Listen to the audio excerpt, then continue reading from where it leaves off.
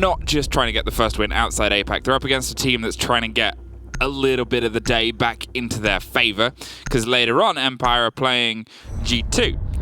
Who, well, I mean, they're not doing too hot, so I'm not sure if you have to be really afraid. But that's a team now that they're looking at their game versus Empire and they're saying, this is our must-win right now. In a sense, that's G2 Empire. That's traditional.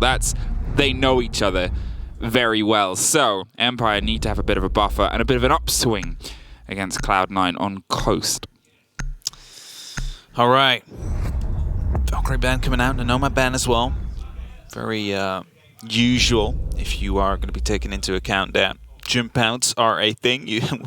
I don't think we have to say more than the previous game if we talk about jump outs. I think Empire perfectly portrayed, or Joystick perfectly portrayed what he meant with that. As he jumped out, the console window all the way burned back down, took out Skies before he rotated back to the side, and as the Mozzie is the last one to be removed, we're heading into Coastline now. So the first prep phase will be for Cloud9 to set themselves up. They will get to choose the side. They start this match. And Empire, well, they got to make sure they have better attacks than they had against Dark Zero, because those were not too good. They started off strong.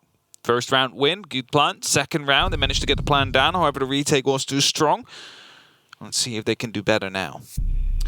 Well, setting themselves up, obviously, it's a huge bout of information that's been taken off the table there with the Mozzie and the Valk gone. It severely limits just how mobile you can kind of be on the defense as well. The pace that Coastline offers in terms of being able to react to what you're told and then getting in and getting aggro amongst that, well, that's been a little bit harpered, but that in no way still hampers them from being able to just, I guess, play around the sort of delicious danger that Coastline is in itself. It's 4 short walls. It's 4 flat sort of faces with only 2 staircases across the board. It's quick to the punch if you know where you want to pull the pinch.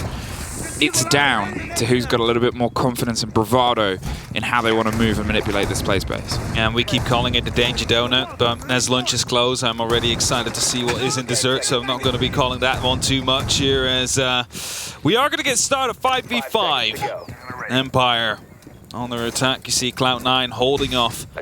Not too much barbed wire, I believe, in the cool 5 stairs. That is, okay, there's one at the bottom of it. All right, so normally you either see 1 or 2, maybe a Banshee to back that up, but none of that is the case right now. Just the single barbed wire.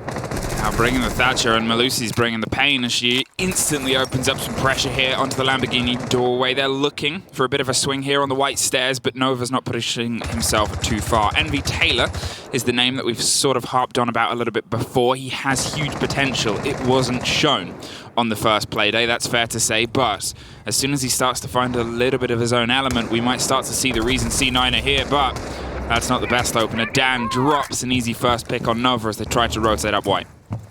Trying to rotate up indeed, and Nova will drop. It's going to be the opening for Empire, one that they did manage to get quite often in the previous game. Quickly going to be trying to pull up the stats, but I believe at some point, literally every single round, they had the opening kill for that first half up until, I think it was round number 4 or 5. Doesn't necessarily mean that they are going to be able to bring these games home or bring these rounds home. And as a bit of Heart Breach is attempted right here. This is the one we normally talk about. If you bring Heart Breach, this is the one you need to use it at. As Shao find the response down to Dan. Drops Dan, gets rid of the Thatcher and limits what they can do, but to be fair, as we talk about the hard destruction possibilities, it's not always the be-all and end-all of this site. Obviously, there's a little bit of tech limitations on the backside, including cameras and those jammers, but in the same breath of air, you're not really looking at Arunis that needed to burn as of yet, which a lot of teams like to play, so they can still sort of pace and pressure themselves accordingly. Aqua steadily being droned and falling into their picture as they try and do this big close across the second story from the east to the west and try and set the sun over Cloud9, but it's whether it blocks it out and blots all of those rays that are coming through from Empire. 60 seconds left. Saito needs to make an opening happen. They know one is on drinks. They know a couple of them are probably around the hookah bar, and as the concussions are being tossed out now, that is to help for a potential push to come in. 50 seconds. There is going to be some pressure coming down from Aqua as well. Smoke canisters are being deployed. It's just who has the last straw right here in this attack in this utility game as we speak.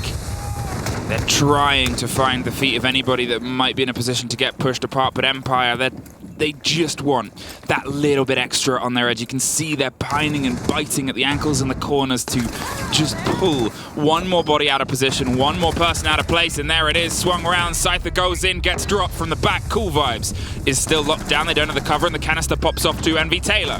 Is able to lock off one, and he finds himself entirely isolated here behind a canister. Joystick wants to creep up, knows he suffers damage, but doesn't get much further as C9 lose the first, but take the round. Something we did see a lot over the previous game. The entry kill does not necessarily mean that Empire is going to be able to run away with it. Good start here for Cloud9 though. Able to pick up that first round. You don't know how important it will be. You'd have told me that at round number 2 of the last game, that would have been a very decisive factor in Dark Zero's win. Might not have believed it, but you see it again, the opening kill from Dan, but it didn't matter in the end. It was Cloud9 that held on.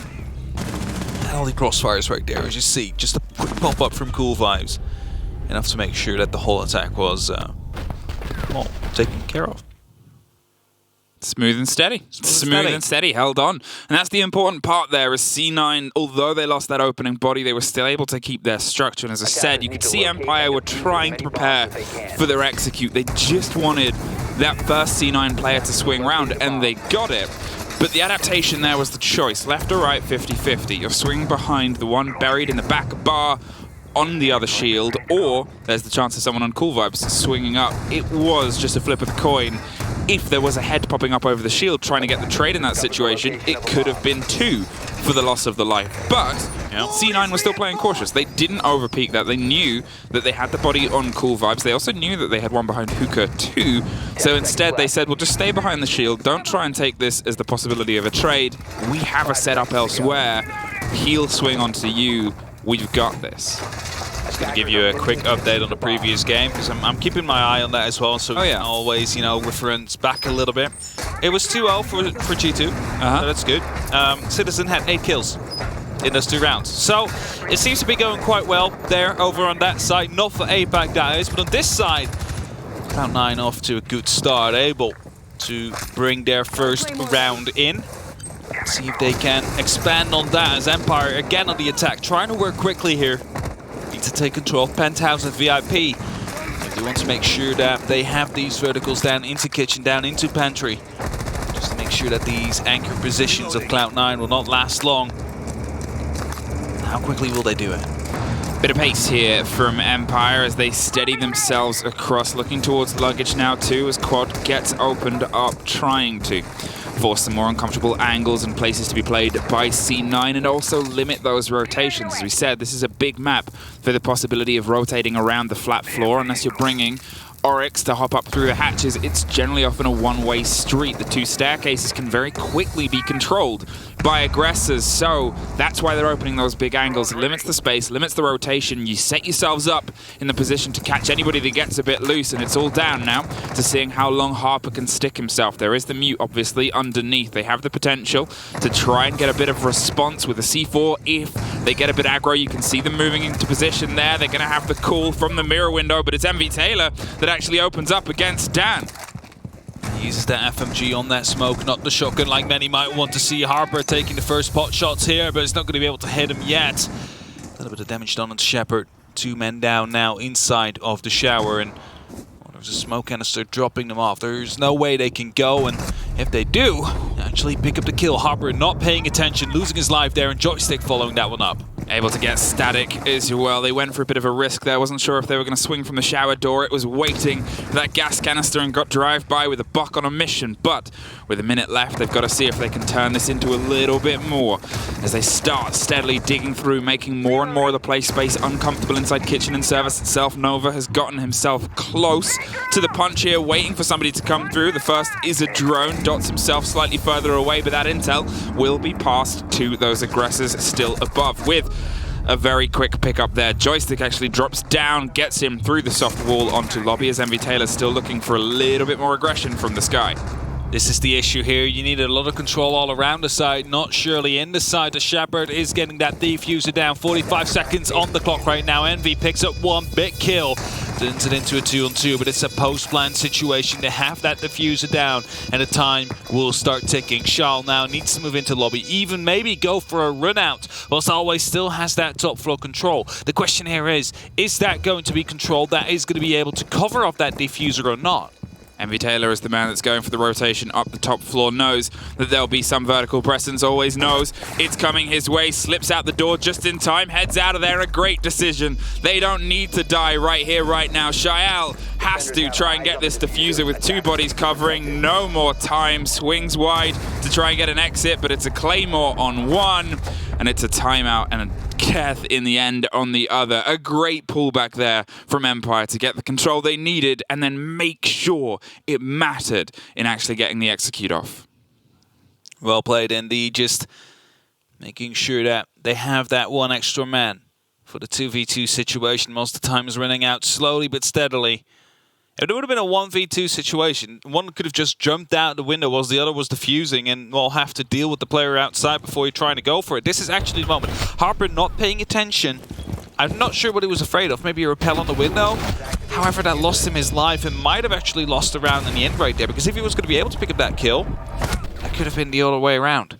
I think the situation is, as I was sitting there, I was thinking they know that one's in shower at least. They might not have heard the drop sound on the second, sure, but they 100% knew one person was in that space. He had a C4 in pocket. And at that point, I'm kind of thinking, you know, maybe Hail Mary it on the drop. Maybe just do it. Because if you're going to sit here and try and take the firefight before you go for the drop, that's fine. That's understandable, and that's what a lot of people do. But also, that's with the hope that you're going to make it down inside the lobby and then back into the site itself when there's a clear coming across. Otherwise, you have a bit of confirmed information. You can save your C4 for later, sure, but you could have used it then and it might have had a little bit more of an impact. It might have been able to put a little bit more pressure on and pull you down. Empire, they're meticulous, but that doesn't mean they can't be punished for it. Definitely so. A single double kill coming through. 5 seconds remaining. Now Empire on the attack again. It's Cloud9 that will decide to go to the bars, so they keep on changing it up. They are deciding to not go down to kitchen and service again. However, they do deploy a frost mat, as was just quickly highlighted, and that is going to be making sure that the jump in might be a bit more difficult. You also have one onto the blue window and maybe one onto sunrise window, I would assume, or no, down there inside of Hookah, next to the door. So they'll be making sure that if they do directly move towards the left and they cannot get picked up by the vertical, might actually step inside of that mat. Now it comes a clear in the same way so far, getting themselves up on the top here with the Buck doing a bit of the driving and Operator, who's fallen out of favoritism over the course of the past year, obviously since losing his frag grenades, but Coast is actually a map where he sees a fair bit of presence. His ability to get in and underneath a lot of these soft floors just allows you so much more angle and so much more verticality in a site and a map that is very often built around it for a lot of teams. Not just that, but the skeleton key also more often than not used now to deal with players on close angles. When you know there is a smoke around the corner at the M59, you just peek around with that skeleton key. Try and pop off some shots yourself right before he can take you out. That is, for example, what we often see in APAC. Napier was a good example of that before he moved down to Apex South. So I have no clue if he's still up to it. But always definitely having an opportunity to do that if the C8 ever is not going to be the preferred weapon for him. Well, still trying to crack their way down here, and as I said, they're often meticulous, but Harper, he's able to get a response. Scyther goes down, they lose the fear, they lose a lot of the charges in the pockets, and still one drone in presence that won't any longer be moved. But that didn't slow Empire before. They've so far suffered the previous 2 engagements, and they were able to pull the last one into their favor. Can they get a little bit aggressive here on the hookah door? You can hear all of the utility popping over the shoulders behind Shyle. Envy Taylor gets one, and Shyle gets one more. Almost got 2. There it is! Threw a 360 in for the mix, and the style points makes it a little bit tricky. And now, well, tricky is all Joystick has left in front of him. The 5 versus 1 with 40 seconds left to see if he can dig anything back. Look at the blue bodies repositioning and retaking all of the flat ground here. One over past Sunrum into the office here, looking for the split on the opposite side. Shael has crept his way all the way along, waiting for somebody to put pressure on from the other side. Joystick drops one, and now it's a 4 versus 1. But now that's another 20 seconds that's gone by. There's another great pick from Joystick from deep. And he's suddenly finding himself with a smorgasbord of 1 versus 1s, but can he stuff himself full and try and find a full meal here, or is he sort of just nipping at straws and hoping to try and have something to wade his time and his temper for? Digs himself down the corridor, suffers a little bit more, and finally dropped by Static. C9 find their second. Yeah, there was no way he was going to be winning that one. Of course, he managed to pick up 2 of those kills, but no diffuser in hand. Everybody was way too spread out to go for a singular push and just outgunned them as they were. And thus you have C9 taking the round and taking the lead. 2-1 is the current scoreline, and we are going to hookah yet once again. Cloud9 trying to defend that one against Empire, who do have some nice little shots every now and then, but look at that, Shael just with that double kill, beautifully played. I was for a second afraid that he would have missed the second one as he rotated off, but he just flicked back on right after, so no need to worry.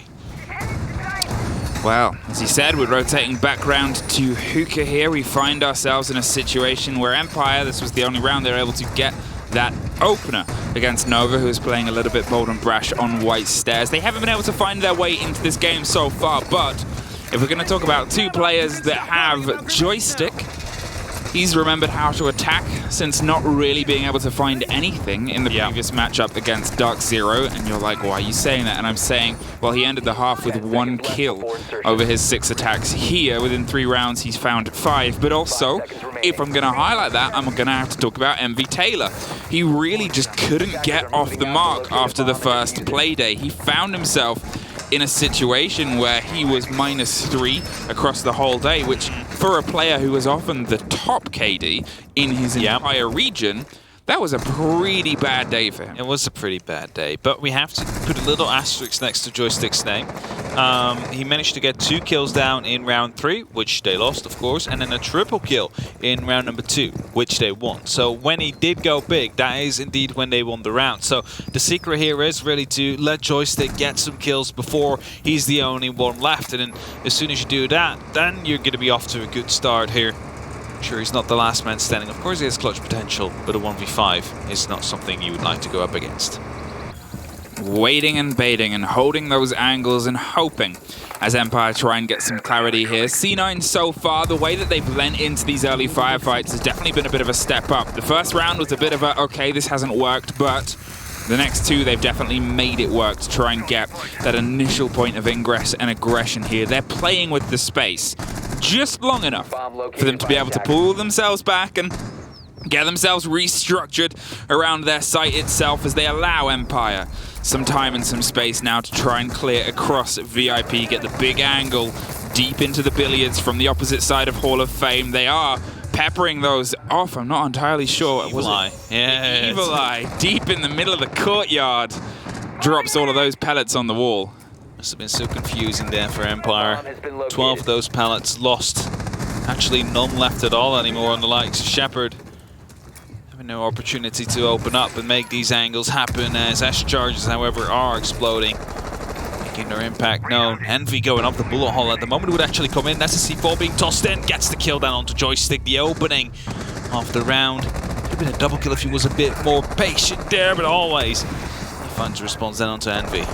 Yeah, sprays through, drops the man, and now they're putting pressure onto Harper as well, who's drifting and trying to find a little semblance of safety here on Cool Vibes, but Empire being able to battle back, and well, that's the big killers off of both teams at this point. It's down to the scrap for the rest of the players who otherwise haven't really been able to find their way into this game as of yet. Shael, though, he's trying to make sure he can catch up, and he does. Gets the man through the broken vase and waits as the canister pops off and offers some clarity. Aqua is where the next port of pressure is coming through as Dan is able to get one more on Hookah's side. They're putting a lot of pressure on that man behind the hookah balk, but they still have the 4th behind the bar. Maybe no longer, as always. Might have got that one from underneath. underneath in that situation. 15 seconds though, and Shepard's got to see if he can find a way to get this diffuser into Aqua. They go deep and they get dropped for it. Dan finally clears through and always locks the last off, did the work underneath and was able to get up in time to get the last one they needed. Well played, Dad. Bringing it back to an equalizer, 2-2-2. And as we're quickly checking if his robotic eye still works. We are getting into the latter half of the first half. Seeing whether or not Cloud9 is going to be able to close this one off with at least a 3-3 or maybe even build their advantage up to a 4-2. Would be great, given the fact that the games haven't really been going their way yet. Just a win against Cyclops. That is not the result they were hoping for. They want to get some international wins right here. They want to go to the playoffs as well. So they are in need to grab as many as they potentially can. Of course, currently still G2 and Cyclops at the bottom of the board, fighting it out in the meantime. But one of those will be ending up in a win here today.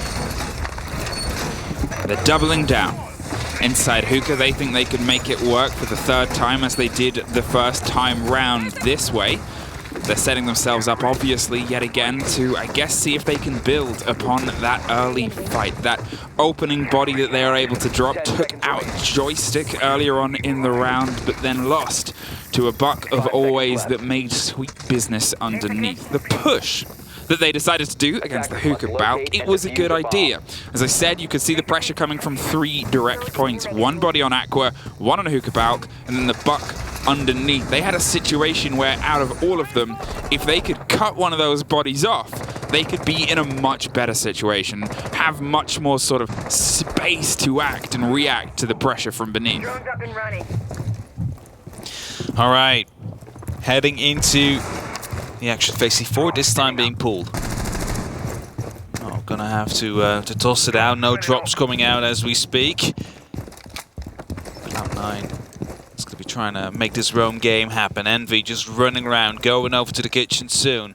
He's afraid someone might be in there, but it's not going to be the case, as literally every single Empire member, I believe, is either on the roof or trying to clear out that second floor as we speak. And we moving back up the white stairs might have been spotted out by the drone right there, so he has to be careful to not be pushed. I believe Joystick is actively hunting for him. Yeah, and this is a man who is really dedicated to his cause of trying to cause trouble and kill people at the end of it, making sure he digs his way through his opponents as quickly as possible. So far, again, they've had a bit of time and a bit of space. Aruni's on the board. This is an operator I talked about earlier where you're looking at the Thatcher, you're looking at all this burn of utility too. She has a huge play presence recently.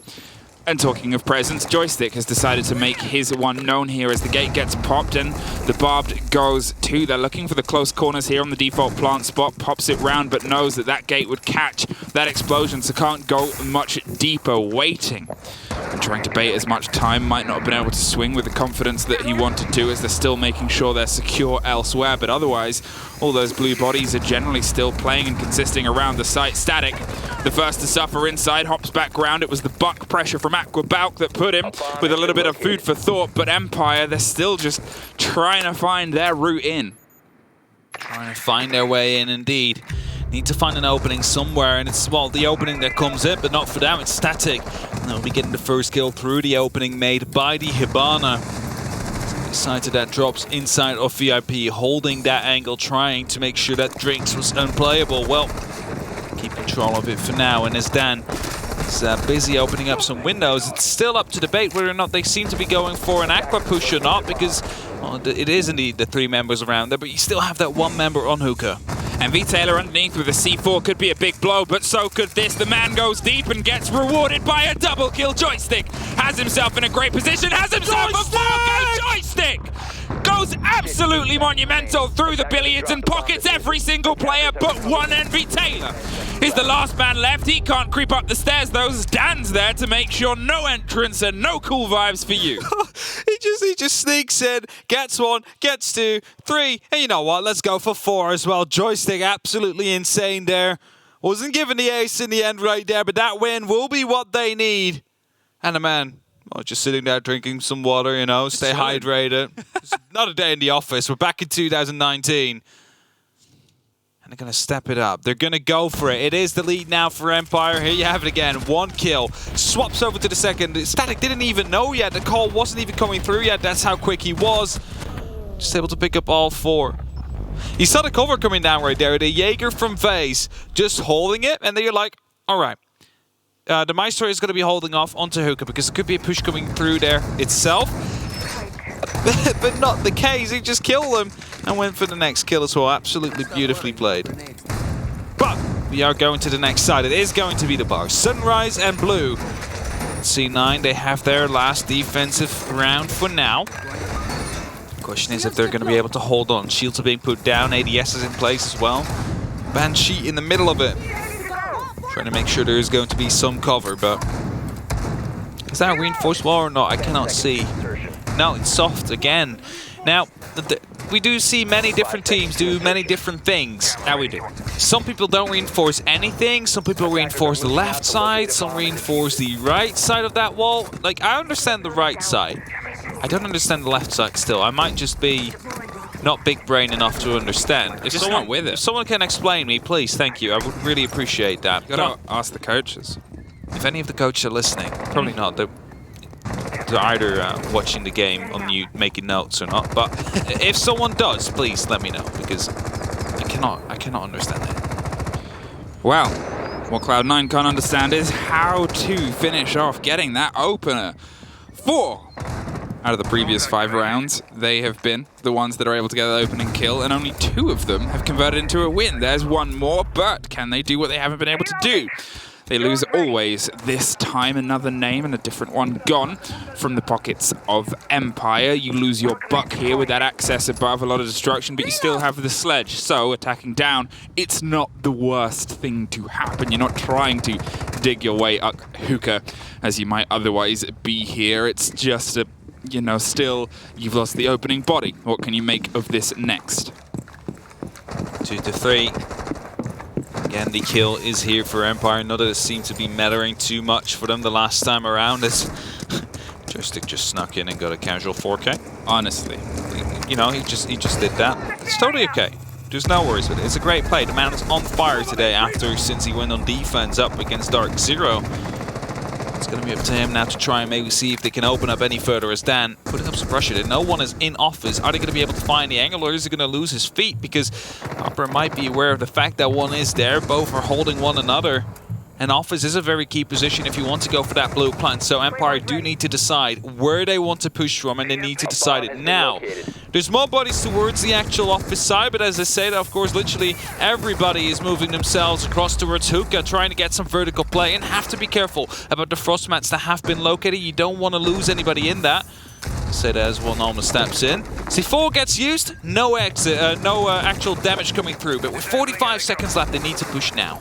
Holding the close default plant angle here. There's a Banshee that can cry. I think that might have just survived the Thatcher, but I could be incorrect. What is definitely happening now, though, is that hole is going to become a very tough place to play. He's waiting for this to pop off. He finds himself entirely isolated at this situation, pops a shot off and is able to somehow slip out of there, but with 30 seconds, he knows the pressure will not be far behind. Tries to hold the close window here with the cover coming from the corridor by his teammates. Joystick suffers some scrapes and scratches underneath as he tries to careen down cool vibes. It's Shepard that gets the opener on the entrance here, but MV Taylor knocks them both back with a double downstairs. Shael is able to get one more. Suddenly Dan is isolated outside both of the bars. No entry as he's dropped, and Cloud9 find themselves an even half.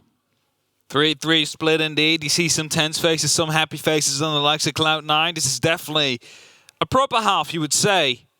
And now Empire is going to go over to the defense, and this is where APAC should be coming in to shine. They do like some aggression every now and then. They do like to bring operators like Finka to deal with difficult situations. Now, we haven't seen it from them yet.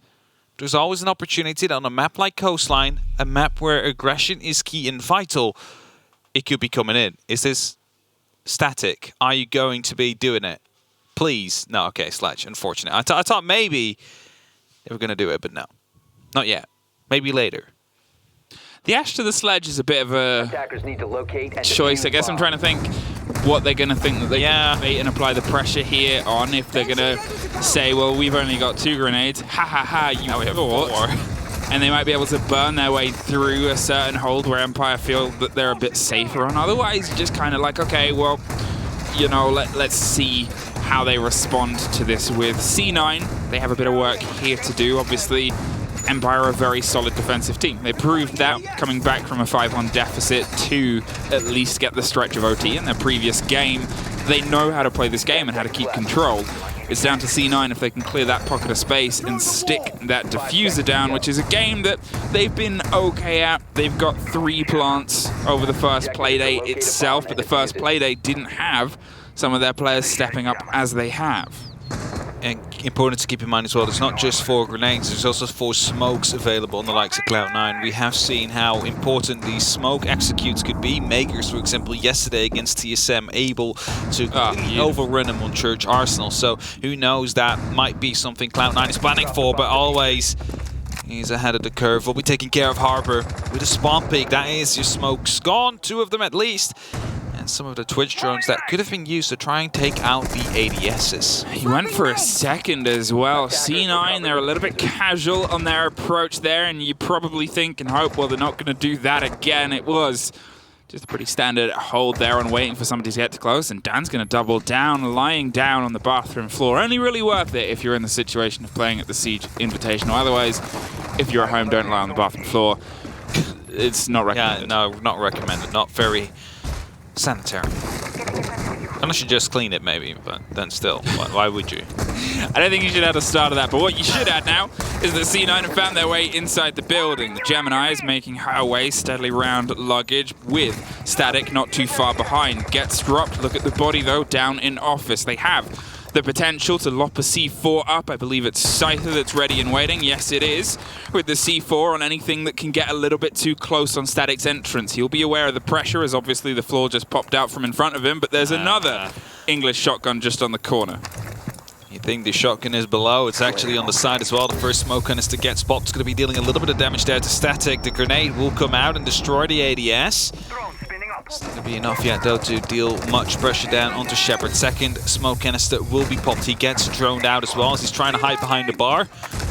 Might be getting some other pressure soon. Is that the Yana playing there? Seems like it, but the grenade will not pop. Gets the kill instead. Yeah, they went wide to try and throw that grenade through, and what a perfect play there by Shepard, able to take the head off the man. The diffuser has changed hands yet again. There's a C4, and there it goes. There's the last canister to make sure that he only has one place to fight, and you can see the blue bodies have gone for a bit of a rotate here. Envy Taylor has no way in. Static, though, has always his number. They find their first for the round. They find themselves a little breath of fresh air as they try and dig up on a secondary point of push. They did not have any control on luggage side, but it looks like they're actually getting a little bit, again, a change of hearts. Let's try luggage yet again. Another sort of big rotate round as they find themselves back here up on the second story. Not going to push the bottom of Cool Vibes. Instead, going to try and go a little bit deeper on the opposite corridor. If they can twin this here, Shepard says no way. Looks for one more with the shotgun and finds it. Knocks a man over the balcony edge, and now just his time to relax, put his feet up and look at the fish, as there's no way they can get close to that diffuser. So Empire find their first defensive round. 4-3 indeed. They start their defense off strong. You could all start this off with the little, of course, first of all, the spawn peak. Let's just put that out there. There was a spawn peak that already puts you down on a deficit. One man down on the likes of Cloud9. But then you have like the smoke play coming through. You have to worry about below, you have to worry about the side. The smoke canister chipping away a bunch of HP. And well, as they thought it would be safe to get that grenade in, as Shepard was struggling so much with that drone, he was a bit too aggressive right there, showed his head. He got taken out as a result, and Shepard just from there on to pick up that triple kill, make sure Aquarium was his to have and no one else to take. And with that, they take the win. They take the round, put themselves up with one extra. That allows Empire to maybe build on their lead right now. You do see the mirror is coming out. We are going to kitchen and service, so you know we could be seeing one aimed. No, okay, never mind. It's a reverse reinforcement. I'm not saying a thing. Not saying a thing? Well, probably the mirror window's going upstairs then. You know, that's the only other. Yes, but then the other mirror window will go upstairs. So, at least I think. I don't know. You know, I've been wrong multiple times before. The call I had was the window. We saw some very cool mirror windows here before. We have, yes. We've seen, obviously, was it in an 18? Penthouse, I believe. That did one. Was it RXG? No. I don't know who it was, but it was actually on the penthouse from the wall, just opening up the complete theater left side wall towards bedroom, so they could look through and challenge the window with it. I think it was definitely an NA team. Yeah. When they did the adaptation, they had I think it was a shield on 90 as well, so they could have a little bit of a place. There was a bunch of NA teams yesterday, so the chance is pretty big it was an NA team. I think it was something. There's been a lot of siege over the past few days, but either way, it's otherwise a bit of a standard extension here. They have some safety and some semblance of aggression, and a man hopped up on a sunrise bar to see if he can, well, set the sun on the clouds that are otherwise trying to approach from that split door. No, they're droning out. As I said, we're going to see C9 probably approach with a lot more caution rather than the way they just kind of screamed towards the building itself earlier and got dropped for the trouble. Dan, he's on the Oryx. This is the operator I harped on about before. He has such huge potential on Coastline. We never really see the potential coming into play, however, though. But he has it. He has the potential, yet the potential is still unshown for a long, long time, as Shotgun is playing close here from Joystick. Will be trying to go for it, gets the kill to Charles. Charles just runs away, had no clue one was playing that close, and well, why would he? Why would he peek from that? Well, now they're aware that he's there, but they don't respond to it. Joystick, you're not allowed to do that with that gun. Finds one more and pulls himself back into Sunrise. Now he's under pressure from above and gets locked off, but look at what he's taken out of the attackers, and look at how he's been able to do it without really allowing them any pressure or presence onto Sunrise itself. Those are 2 steals. He was not allowed to have either of those in on that range. Just basically the right timing, the right place. You know, beautiful kills coming through nonetheless, and well, finally shut down. They do have the Sunrise bar under control now, finally, on the likes of Cloud9, but they still need to get into the kitchen. They still need to get into service entrance, whichever one it may be. There's only one player around there, so they might have the opportunity to try and overrun them, but have to be careful because there is that lobby presence, there is these holes, these ankle holes, to make sure that the plans will be very tough to follow up with, and there is the flank as well, potentially. They're trying to be aware of that body of Oryx, but obviously when he's playing not too far away from the luggage hatch, he can try and hop up and hop round for the rotate, even though there's only 40 seconds left. They've got to try and formulate their attack now and make sure that it counts. Goes with the grenade close, just behind the counter, see if they can catch anyone on the other side of the bomb chassis. But look at the long fire lines that Empire have set themselves up here. One in lobby, one down inside kitchen service, and then one either side above as well. They are locked across 2 stories with all eyes pointed towards just this. Swung it on the kitchen door. Quick reaction there with another SMG kill coming through the board and one more up top. Empire finally put a bit of distance between them and Cloud9. Well played, and that's when you see the setup really coming into play. Cloud9 already on a disadvantage right there, having to deal with it. They try to run through, but there's literally angles everywhere covering of that diffuser. Both players trying to go for it, gets taken out. And as a result, it is now Empire that is on a 3-5 lead, having the opportunity to fight for match point now. And as I say that, talking about that match point, I believe on the other stream we have reached the same point. It is G2 that is currently leading 6-3 against Cyclops. So far, not really going too well yet for APAC. Yeah, it's been a bit of a struggle, APAC, so far on their showing here. And, you know, obviously Cloud9, they're kind of coming in a little bit more of the favorites than Cyclops, and that they're one of the strongest in the region. They were very strong throughout all of 2020 to get here. They were one of the top seeds as well from all of the work that they were able to do, and their faces that have been on this sort of stage performance before. But the mistakes that we were seeing on the first day, on the first play day, their inability to sort of kind of work on their opening and the success that they have getting the opening kill seems to just consistently be pulling them down a little bit. They find themselves a little bit lost in the source against all the different regions, and when things start to slip away, other teams, they're here with just as much ferocity to try and pull it back into their favor. We actually have 5 opening kills here for Cloud9 over the last 9 rounds. Objective is to defuse a bomb. And well, I'm not sure because one of them still needs to pop up. So I forgot about round number 9. Let me just quickly. Everything on defense so far for Empire has been them as the opening. Okay, so it's Always 5. It's 5 on 4 in that case right now in opening kills in favor of Cloud9. Yeah, it's the round count very much in favor for the likes of Empire. Or 5 on 3, I have to say. Attackers have located a bomb. Well, Empire, they have some confidence, and as we said, they're a very good defender side. And also, hey, they know how to use that SMG, huh? Oh, yeah, well, yes, Joystick showed that. He was going to be able to pick up, first of all, the kill onto Shao that was running away. Of course, did not expect the peak to be happening, and then he went for another. What do you do, Joystick? he's just doing stuff. You're not allowed. Okay, he's just gonna do weird stuff, right? He's just gonna play like a gold. We would say, you know, sit in random corners that they wouldn't expect if they don't drone, and gets these kills. Of course, it's SI on the line, and Envy this time with the opening kill will be taken care of always.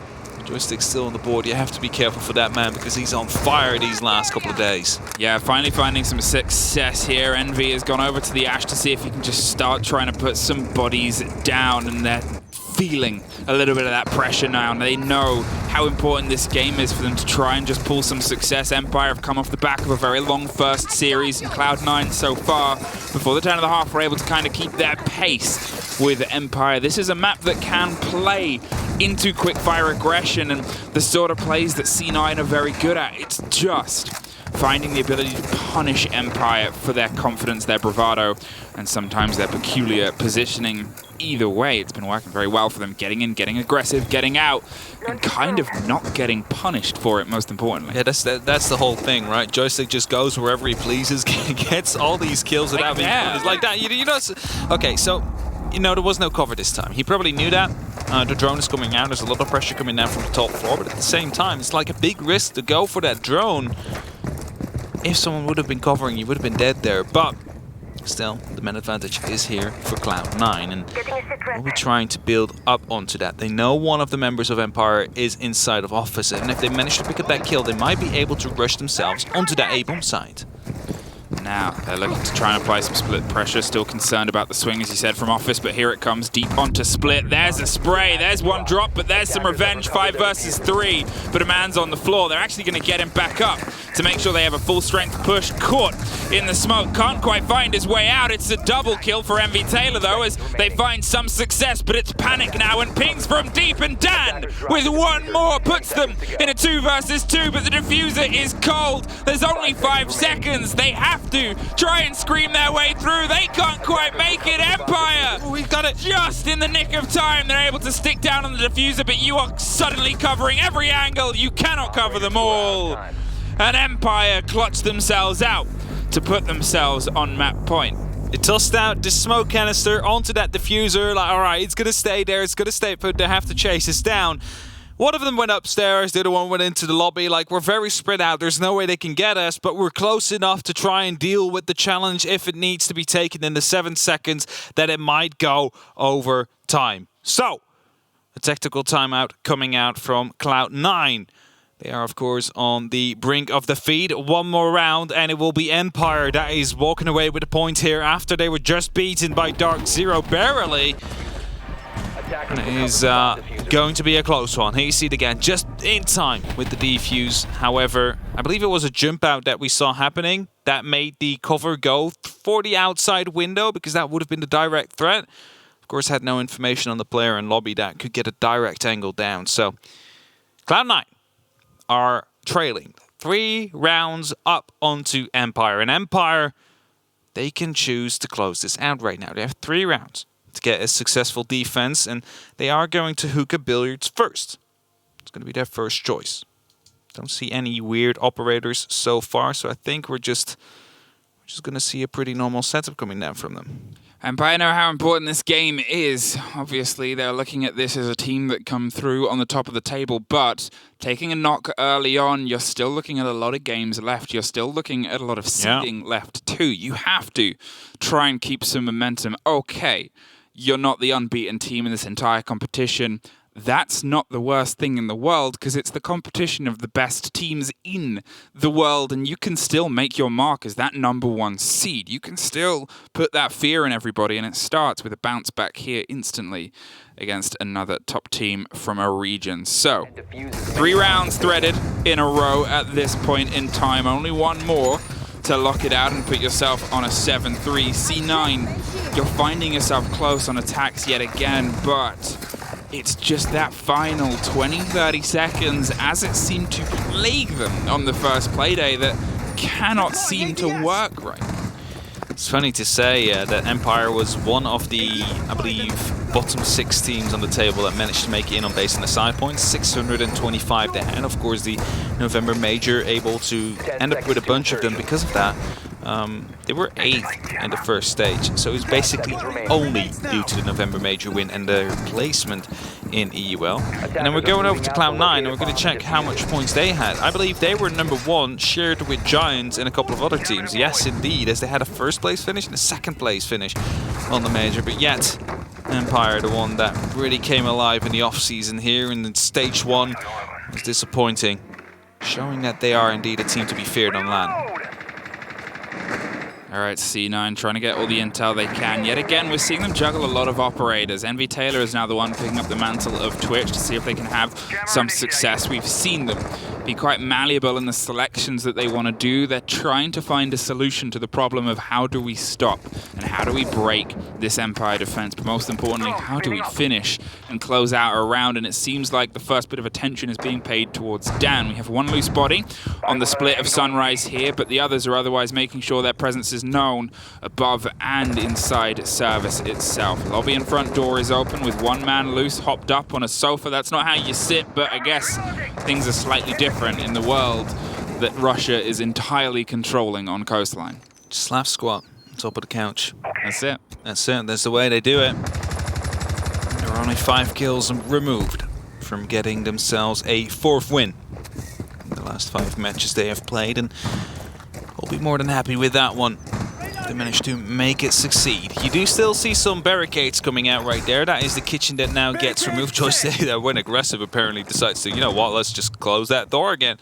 Make sure they have to put in even more pressure if they want to be moving in from Sunrise Bar, because it is going to be hookah billiards. The Sunrise Bar is a very important side, especially if there would be a buck, which is not the case. They've chosen for the sledge again, and that means that if they want to go vertical, they need to do that with the Sofia.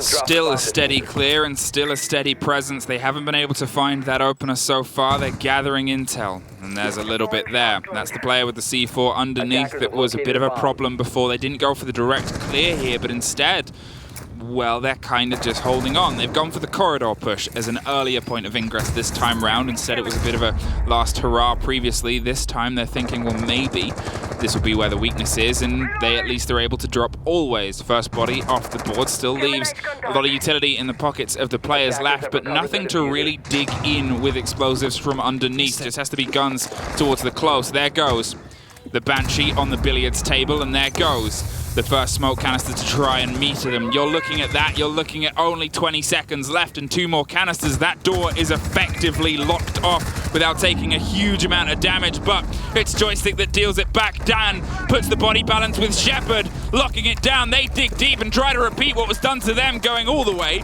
into the center heart and the core of billiards, but with no time left, Empire bounce back and get one more win under their belt. There we have it. The next win from Empire is there, and well, you saw what Cloud9 tried to do. They wanted to go aggressive. They wanted to go for a pool plant maybe. They took care of the C4 below, so that part was done.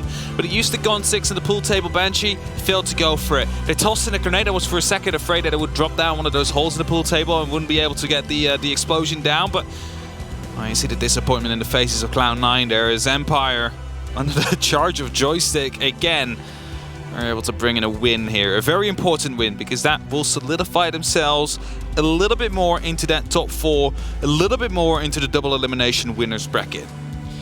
Now, before we head to the desk, we'll have a very quick ad break, and our analysts will break down the action that we've just watched.